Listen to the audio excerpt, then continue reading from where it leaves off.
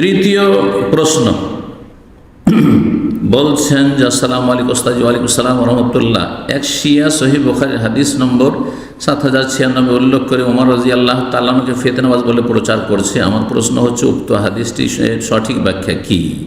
হাদিসটি সঠিক ব্যাখ্যা, আজকে এই তিনটি পরপর প্রশ্ন বড় লম্বা হয়ে যাচ্ছে, কিন্তু এই ব্যাখ্যা করা খুব জরুরি। সহিহ বুখারীতে 111 নম্বর হাদিস রয়েছে এবং সহিহ বুখারীতে আরও কয়েকটি জায়গায় হাদিস রয়েছে, তার মধ্যে 4069 নম্বর হাদিস, সহিহ মুসলিমে 3091 নম্বর হাদিস, একটু লম্বা হাদিস রয়েছে। ইবনে আব্বাস রাদিয়াল্লাহু তাআলা আনহু বলছেন যে লাম্মা ইশতাদ্দা বিন নবী ওয়াজহুহু, নবী সাল্লাল্লাহু আলাইহি ওয়াসাল্লামের অসুস্থতা যখন খুব বেশি মারাত্মক আকার ধারণ করলো, মৃত্যুসজ্জায় তিনি, কালা বল ইতুনি বিকিতাবিন, আমার কাছে একটু লিখার ব্যবস্থা, কাগজ নিয়ে এসো, কলম নিয়ে এসো, আক্তুবু লাকুম কিতাবান, তোমাদেরকে একটি বিষয় লিখে দিই, লা তাযিল্লু বাদাহু, তাতে তোমরা পথভ্রষ্ট হবে না। কালা ওমর রাদিয়াল্লাহু তাআলা তখন বললেন, আর সেখানে বেশ কিছু সাহাবাই কেরামগণ তখন বাড়িতে উপস্থিত ছিলেন নবী সাল্লাল্লাহু আলাইহি ওয়াসাল্লামের কাছে।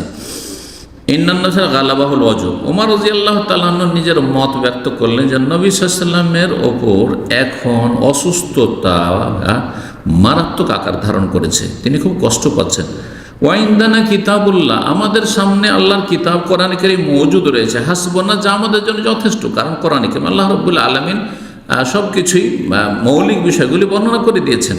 তাতে যদি কেউ ইজতিহাদ করে তাহলে সমস্ত মাসলা মাসাইলের মৌলিক বিষয়গুলি পাবে। ফাখতালাফু, আপসে তখন মতভেদ শুরু হলো। একদল ওমর রাদিয়াল্লাহু তাআলা সমর্থন করে, আর একদল বলছে যে না না, লেখা ওইটাই ঠিক ছিল। ওয়াকাসুর আল্লাহ, আর একটু হইচই বেশি শুরু হলো। কালা, নবী সাল্লাল্লাহু আলাইহি ওয়াসাল্লাম অসুস্থ অবস্থায় ছিলেন, বলে কুমু আননি, তোমরা আমার থেকে তোমরা চলে যাও। ওয়ালা ইয়ামবাগি ইনদি তানাজু, আমার সামনে তোমাদের মতবিরোধ করা উচিত নয়। এই ছিল সহিহ বুখারী হাদিস। ইবনে আব্বাস রাদিয়াল্লাহু তাআলা আনহু বলছেন যে ইন্না রাজিয়াতা কুল্লার রাজিয়া, বড়ই এটি বিপদের বিষয় যে মাহালা বাইনা রাসূল বাইনা কিতাব রাসূলুল্লাহ সাল্লাল্লাহু আলাইহি সাল্লামের এই লিখে দেওয়া ক্ষেত্রে এই বিষয়টি বাধা হয়ে দাঁড়ায়। এটি তার ব্যক্তিগত মত যে যখন ইখতিলাফ হইল তখন নবী সাল্লাল্লাহু আলাইহি ওয়াসাল্লাম বলে যাও, আর লেখার কোনো প্রয়োজন নেই, থাক। হাদিস এর চাইতে বড় যে হাদিসটি রয়েছে সেটিও সুন্নিত, বলছেন লাম্মা হুযিরা রাসূলুল্লাহ সাল্লাল্লাহু আলাইহি ওয়া ফিল বাইতি রিজালুন, রাসূলুল্লাহ সাল্লাল্লাহু আলাইহি ওয়াসাল্লামের মৃত্যুর সময় ঘনিয়ে আসছে, জি কয়েকদিন আগে, কিন্তু এটি বৃহস্পতিবার ছিল, অন্য রিওয়ায়াতে রয়েছে ইয়ামুল খামিস ছিল, আর সোমবারে নবী সাল্লাল্লাহু আলাইহি ওয়াসাল্লাম ইন্তেকাল হয়েছে। তো বলছেন যে অফিল বাইতে রিজালুন, আর সেই বাড়িতে বেশ কিছু লোকেরাও সাহাবায়ে কেরামগণ মওজুদ ছিলেন। ফাকালান নবী সাল্লাল্লাহু আলাইহি ওয়াসাল্লাম বললেন, হালুম্মু, তোমরা এসো, আক্তুব লাকুম কিতাবান, তোমাদেরকে একটি কথা লিখে দিই, লা তাযিল্লু বাদ, আমার পরে তোমরা বিভ্রান্ত হবে না। ফাকালা বাযুহুম, কিছু লোকেরা বলে, ইন্না রাসূল কাদ গালাবাহুল ওয়াজু, রাসূলুল্লাহ সাল্লাল্লাহু আলাইহি ওয়াসাল্লামের রোগ বৃদ্ধি হয়েছে। ওয়াইন্দাকুমুল কোরআন, কোরআন তোমাদের কাছে মওজুদ রয়েছে। হাসবুনা কিতাবুল্লাহ, আল্লাহর কোরআন যথেষ্ট। ফাখতালাফ আহলুল বাইত, বাড়িতে যারা ছিলেন, আহলুল বাইত মানে নবী পরিবারের লোকেরা নয়, ভাষ্যকারগণ বলেছেন হাদিসে, মানে বাড়িতে যারা অবস্থান করছিলেন, তারা আপসে ইখতিলাফ শুরু করলেন, দ্বিমত করলেন। ওয়াখতাসামু, আপসে তর্ক বিতর্ক হইল। ফামিনহুম মান ইয়াকুলু, কেউ বলতে লাগলেন কাররিবু ইয়াকতুব লাকুম কিতাবান, দাও, হ্যাঁ তাকে লিখার জন্য দাও, কিছু লিখে দিক তিনি, মানে লিখতে নির্দেশ দিবেন, অন্যরা লিখবেন। লা তাযিল্লু বাদাহু, তাহলে বিভ্রান্ত হবে না, যেমন বললেন নবী সাল্লাল্লাহু আলাইহি ওয়াসাল্লাম। ওমিনহুম মান ইয়াকুল, আর কেউ কেউ বললেন গায়রা যালিকা, ভিন্ন মত পোষণ করে। ফালাম্মা আকসারুল্লাহ ওয়াল ইখতিলাফ, যখন আপসে খুব ইখতিলাফ এবং একটু হইচই হলো, কালা রাসূলুল্লাহ সাল্লাল্লাহু আলাইহি ওয়াসাল্লাম বলেন, কুমু, তোমরা চলে যাও। বর্ণনাকারী উবাইদুল্লাহ বলছেন, ফাকান ইয়াকুল, ইবনে আব্বাস তখন এই কথাটি বলেছিলেন, ইন্না রাজিয়াতা কুল্লার রাজিয়া, এটি বড় বিপদের বিষয় যে রাসূলুল্লাহ লিখতে চাইলেন কিন্তু লেখাটা আর হইল না।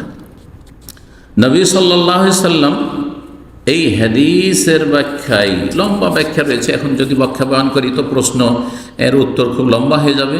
তবে এই সম্পর্কে আমি সংক্ষেপে বলার চেষ্টা করছি যে কথাগুলি ভাষ্যকারগণ হাদিসের এই শারহে বা ভাষ্যে বলেছেন। নবী সাল্লাল্লাহু আলাইহি ওয়াসাল্লাম সবসময় চেষ্টা করেছেন উম্মতের ঐক্যের, যাতে আপসে কোনো রকমের ইখতিলাফ না হয় জীবদ্দশায় তার ইন্তেকালের পরে। এই জন্য নবী সাল্লাল্লাহু আলাইহি ওয়াসাল্লাম দিনের বিধিবিধানগুলি সুস্পষ্ট করে দিয়েছেন, বিশেষ করে গুরুত্বপূর্ণ বিষয়গুলি বিশদভাবে বর্ণনা করে দিয়েছেন, জি যে বিষয়গুলিতে ইখতিলাফের সম্ভাবনা রয়েছে। এতে বলা হয়েছে যে এই বিষয় আন্নাজার কানে ইয়াউমুল খামিস, সহিহ বুখারী একটি রিওয়ায়াত রয়েছে, এটা বৃহস্পতিবার দিন ছিল। ওয়াকান কাবলা মৌদিবি আরবাতা ইয়ামিন, এটি নবী সাল্লাল্লাহু আলাইহি ইন্তেকালের 4 দিন পূর্বে ছিল 11 হিজরিতে। ওকানা ফিল বাইতি রিজালুম মিনাস সাহাবা, বাড়িতে নবী সাল্লাল্লাহু আলাইহি ওয়াসাল্লামের চারপাশে সাহাবায়ে কেরামদের বেশ কিছু সাহাবায়ে কেরাম সেখানে মজুদ ছিলেন। নবী সাল্লাল্লাহু আলাইহি ওয়াসাল্লাম লিখার কথা যখন বললেন তখন দুটি মত হয়ে গেল। বলছেন যে এই কি লিখতে চেয়েছেন নবী সাল্লাল্লাহু আলাইহি ওয়াসাল্লাম, কিলা আরাদা ইয়াকতুব কিতাবান ফিল আহকাম ইয়ারতাফি মাহুল খিলাফ। একদল বলেছেন যে নবী সাল্লাল্লাহু আলাইহি ওয়াসাল্লাম এমন কিছু লিখে দিতে চেয়েছেন মৌলিক বিষয়, যাতে করে আকীদা, হুকুম, আহকামে গুরুত্বপূর্ণ বিষয়গুলিতে কোনো রকমের ইখতিলাফ না হয়। ওয়াকিলা, আর দ্বিতীয় মত হচ্ছে আরাদা সাল্লাল্লাহু আলাইহি ওয়াসাল্লাম, নবী সাল্লাল্লাহু আলাইহি ওয়াসাল্লামের ইচ্ছা ছিল ইয়াকতুব লাহু কিতাবান ইয়ানুসসু ফি আল খলিফাতি মিন বাদিহি, নবী সাল্লাল্লাহু আলাইহি ওয়াসাল্লামের পরে খলিফা কি হবেন নামটা লিখে দিতে চেয়েছিলেন। ওয়া ইউআইয়িদু যালিকা, এর প্রমাণ, এই দ্বিতীয় ব্যাখ্যাটির প্রমাণ সহিহ মুসলিমের একটি হাদিসে রয়েছে। তিনি যখন প্রথম দিকে অসুস্থ হয়ে পড়লেন, এই অন্তিম অসুস্থতায়, আর মা আয়েশা রাদিয়াল্লাহু তাআলা আনহার নিকটে তার পালার দিনে ছিলেন, বলেন উদঈলি আবাকি ওয়া আখাকি, তুমি তোমার আব্বাকে এবং তোমার ভাইকে ডাকো। হাত্তা আক্তুবা কিতাবান, আমি একটি কথা লিখে দিই, এটি লিখনি লিখে দিই। কি লিখবো? ফাইনি আখাফা ইয়াতামান্না মুতামান্নিন, কারণ আমার আশঙ্কা হচ্ছে যে হতে পারে যে অন্য কেউ খলিফা হওয়ার আশা ব্যক্ত করতে পারে, আশা আকাঙ্ক্ষা করতে পারে। ওয়াকুল কাইল, কেউ বলতে পারে যে না আমি খলিফা হইতাম, বা ওই অন্য কেউ খলিফা হইতো, এটা ভালো হইতে কথা বলতে পারে, সেই জন্য আমি লিখে দিই যে তোমার আব্বা খলিফা হবে, এটা লিখে দিই।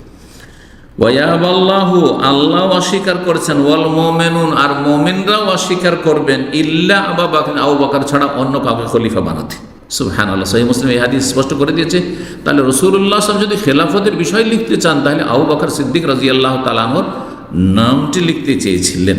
জি, তাহলে এই শিয়া রাফিজ যারা ইসলামের দুশ্মন, মজুসি, অগ্নিপূজক, এদের অর্ধেকটা হচ্ছে অগ্নিপূজক মজুসি, আর অর্ধেকটা হচ্ছে সাবাই ইহুদি, যে মোনাফিক এমন দেশের ইসলাম বাহ্যিক গ্রহণ করেছিল, আর তারপরে মুসলিম উম্মায় ফাটল ধরাবার জন্য যে ষড়যন্ত্র করেছে, সেই ষড়যন্ত্রের শিকার হচ্ছে এই রাফেজি শিয়ারা। তো তাহলে স্পষ্ট হয়ে গেল যে নিশ্চিত নয় যে খলিফার বিষয়টি, খেলাফতের বিষয়টি লিখতে চেয়েছেন নবী সাল্লাল্লাহু আলাইহি ওয়াসাল্লাম।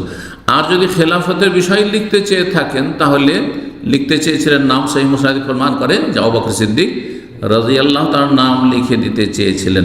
ওমর রাদিয়াল্লাহু তাআলা আনহু মত পোষণ করলেন, যেমন বিভিন্ন সময় তিনি মত পোষণ করেছেন, আর ওহী সাহেব তার পক্ষে নাজিল হয়েছে, সেরকম একটি মত ব্যক্ত করলেন। আর নবী সাল্লাল্লাহু আলাইহি ওয়াসাল্লাম এই কথা বলেননি যে এটি আল্লাহর পক্ষ থেকে ফায়সালা, ওহী যদি হয়তো সবার জন্য মানা ফরজ হইতো, হয়তো সেটি ইজতিহাদ ছিল, নবী সাল্লাল্লাহু আলাইহি ওয়াসাল্লামের ব্যক্তিগত মত ছিল। তো ওমর রাদিয়াল্লাহু তাআলা বললেন, বুঝতে পারলেন, সাহাবারাও বুঝতে পেরেছেন, শুধু ওমর রাদিয়াল্লাহু তাআলা সাহাবারাও বুঝতে পেরেছেন। অন্য একটি রিওয়ায়াত রয়েছে আলী রাদিয়াল্লাহু তাআলা সেখানে বাড়িতে তখন উপস্থিত ছিলেন। তাহলে তারা নিঃসন্দেহে বুঝতে পেরেছেন বিষয়টি যে নবী সাল্লাল্লাহু আলাইহি ওয়াসাল্লাম লিখতে চেয়েছেন এটি বাধ্যতামূলক না, যদি ফরজ আবশ্যক বিষয় হইতো তো কেউ বিরোধিতা করতেন না।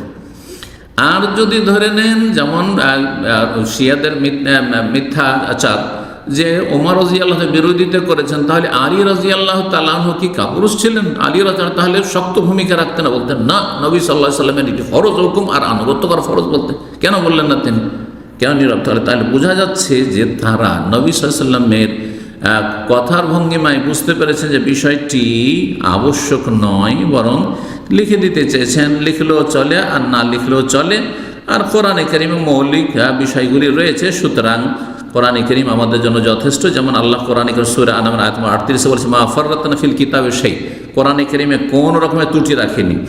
আর সূরা মায়েদার আয়াত নম্বর 3 আল্লাহ ইরশাদ করেছে আল-ইয়াওমা আকমালতু লাকুম দিন, তোমাদের দিনকে আজকে তোমাদের জন্য পরিপূর্ণ করে দিলাম, কমপ্লিট করে দিয়েছে। সুতরাং দিনের মৌলিক বিষয়গুলো কোরআনে কারীমে মওজুদ রয়েছে, রাসূলুল্লাহ সাল্লাল্লাহু আলাইহি ওয়াসাল্লামের হাদিস রয়েছে, এবং সাহাবায়ে কেরামদের পরামর্শের ভিত্তিতে খলিফা নির্বাচন করা হয়েছে, আর সবাই সেই ক্ষেত্রে একমত হয়েছেন। সুতরাং এই ক্ষেত্রে রাফেজি শিয়াদের যে বিদ্বেষ, শত্রুতা রয়েছে এবং বিভ্রান্তি রয়েছে তা সুস্পষ্ট।